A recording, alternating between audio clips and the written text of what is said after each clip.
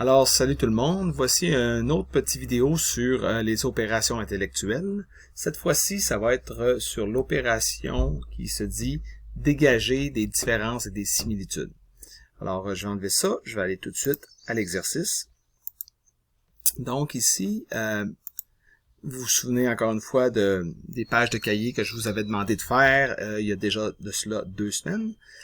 Donc ici, cette opération intellectuelle comporte plusieurs habiletés, c'est-à-dire qu'il peut y avoir plusieurs sortes de questions différentes sur cette opération intellectuelle-là.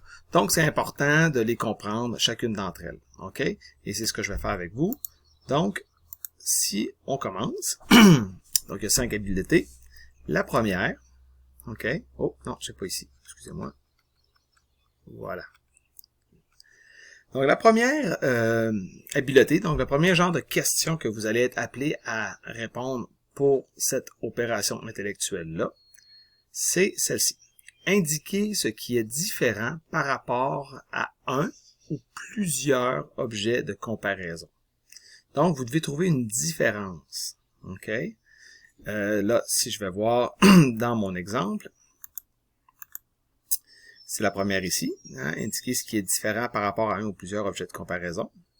Alors, ici, par exemple, si on lit la phrase, OK, pas la phrase, mais la question, ça vous dit, à l'aide des documents suivants, indiquez la différence entre le mode de vie des Algonquins et celui des Iroquois.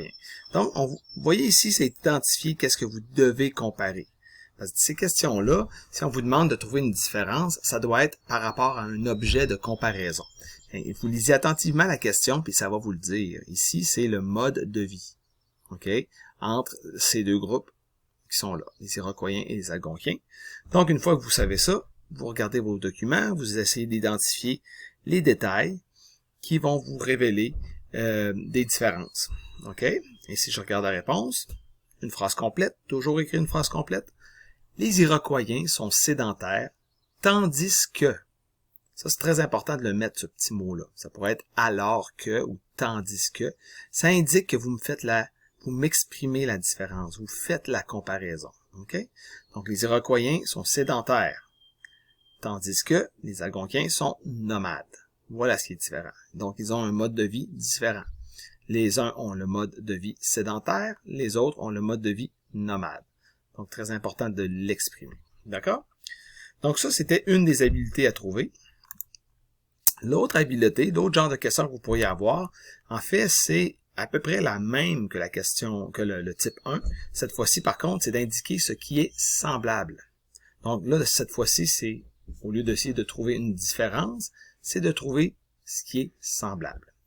Maintenant, je suis pas sûr qu'il y ait un exemple de question dans le cahier par rapport à ça. Non, il l'a pas.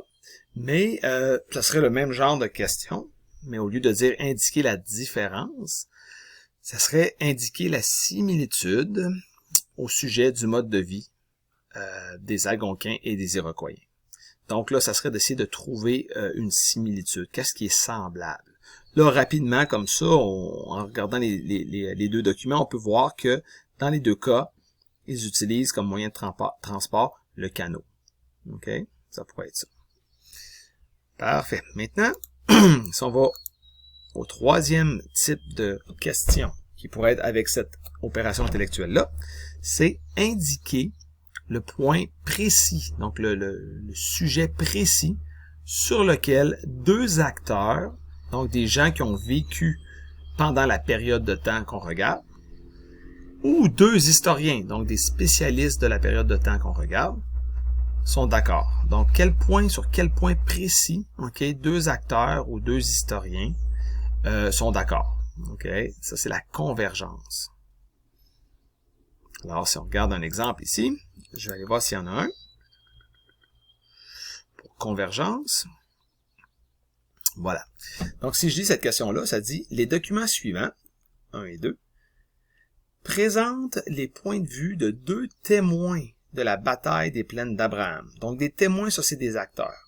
Sur quel point précis sont-ils d'accord? Donc, dans un cas comme ça, il faut lire attentivement chacun des documents et trouver ce qui est la même chose, c'est-à-dire le sujet sur lequel les deux ont le même point de vue. Ils sont d'accord. Donc ici, c'est un Français anonyme qu'on ne connaît pas. Et ici, c'est le chevalier de Lévis, le général en second des forces françaises. Eh bien, dans les deux cas, à un moment donné, ils ont la même opinion, le même point de vue sur un sujet en particulier. Qu'est-ce que c'est? Quel est ce sujet-là?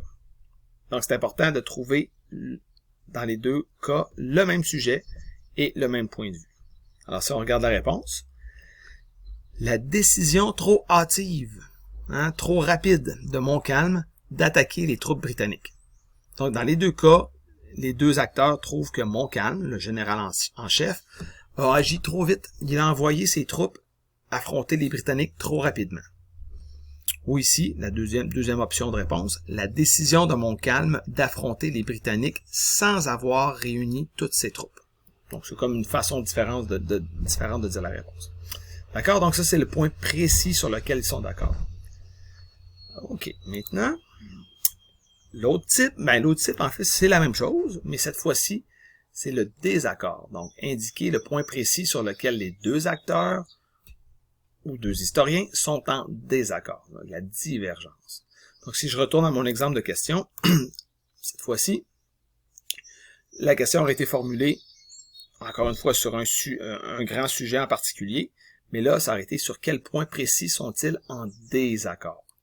Alors, il faut faire la même chose, il faut lire attentivement et trouver le même sujet dans les deux documents, le même sujet, et remarquer que les deux acteurs ou historiens n'ont pas le même point de vue sur ce même sujet-là. Ça, c'est bien important. Donc, c'est de la lecture, c'est de l'observation. Maintenant, la dernière habileté, OK? C'est montrer des différences et des similitudes par rapport à des points de vue d'acteurs ou à des interprétations d'historiens. Donc celle-là, elle ressemble beaucoup aux deux précédentes. Et vous allez voir qu'elle est légèrement différente. OK? Je vais aller tout de suite vous montrer l'exemple de question pour expliquer ce que je veux dire. OK. Bon, un petit peu. Oui.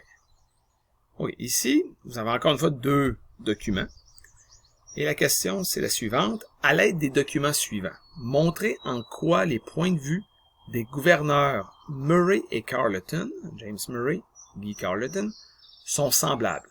Donc là, ici, vous trouvez une similitude, OK, dans leur point de vue. Donc, c'est pas nécessairement le point précis, le sujet précis, mais vous devez parler de leur point de vue, OK? Alors, je vais aller voir l'exemple de réponse. Les deux gouverneurs considèrent qu'en accordant certains droits aux Canadiens, ces derniers demeureront fidèles à la couronne britannique. Alors, si vous vous souvenez sûrement de votre chapitre 3, c'était bien clair que Murray et Carleton avaient la même stratégie dans leur relation avec les Canadiens, qui était de faire des compromis avec eux, pour être sûr qu'ils coopèrent et qu'ils soient tranquilles dans la colonie. D'accord? Maintenant, de plus en plus dans les examens, vous allez avoir ce genre de questions-là, OK? Mais vous allez avoir, comme dans l'autre vidéo, vous allez regarder sur cette opération intellectuelle-là, on risque de vous donner 3 acteurs ou 3 historiens différents, OK? Au lieu d'en avoir 2 comme dans l'exemple que je vous ai montré. Et là, puisque vous en avez 3, on va vous demander un sur les 3, en fait, lequel des 3, vous allez devoir trouver, a un point de vue différent des 2 autres. Et là, dans votre réponse, vous allez devoir nommer celui qui a le point de vue différent et nommer les 2 autres qui ont le même point de vue. Et après ça, comparer ces 2 points de vue différents-là. Celui de l'historien qui a le point de vue différent à celui des 2 autres qui ont le même point de vue. Je l'explique peut-être un petit peu mal, mais justement, il y a une autre vidéo que j'ai inclus dans cette séquence-là qui explique très bien, qui montre très bien comment répondre à ça. Alors voilà, j'espère que ça vous aide un petit peu. Maintenant, je vais essayer